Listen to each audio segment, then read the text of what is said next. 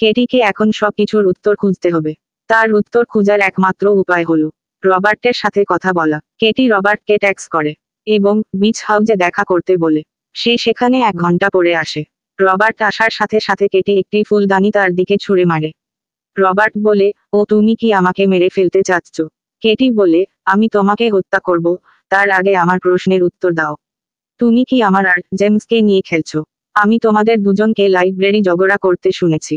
Robert শয়তানের মতো হাসে, ও বলে, তাহলে তুমি এটাও শুনেছ যে সে অবৈধভাবে দেশে থাকে। তার বাবা একজন প্রতারক, তিনি বর্তমানে এখন জেলে আছেন। কেটি রেগে বলে, তুমি কি করতে চাচ্ছ? তাদের মধ্যে আরো তর্ক হয়। রবার্ট আরো বলে, আমি তোমার থেকে বদলা নিচ্ছি। তোমার মনে আছে আগে তোমার জন্য আমার দিকে কেউ তাকাতো না। তুমি ছিলে সুন্দর কেটি, আমি ছিলাম কুৎসিত যমজ ভাই। আমি পড়াশোনায় মেধাবী ছিলাম, খেলাধুলায় ভালো। তারপরও আমাকে কেউ পাত্তা দিত না। কেটি বলে, আমি জানি তোমার সাথে যা ঘটেছে তা সহজ না, কিন্তু এটা আমার দোষ না। রবার্ট বলে, আমাকে সবকিছুর জন্য কথা শুনতে হতো, কিন্তু তুমি যা করতে তা সবকিছু ভালো ছিল। এগুলো সত্যি, এতে কেটির কোনো দোষ ছিল না, কিন্তু তারপরও তার খারাপ লাগে। রবার্ট আরো বলে, আমি তোমাকে ঝামেলায় দেখতে চেয়েছিলাম। সেই স্টেডিয়াম মাঠে ঝামেলা করার জন্য আমি জেমসকে টাকা দিয়েছি।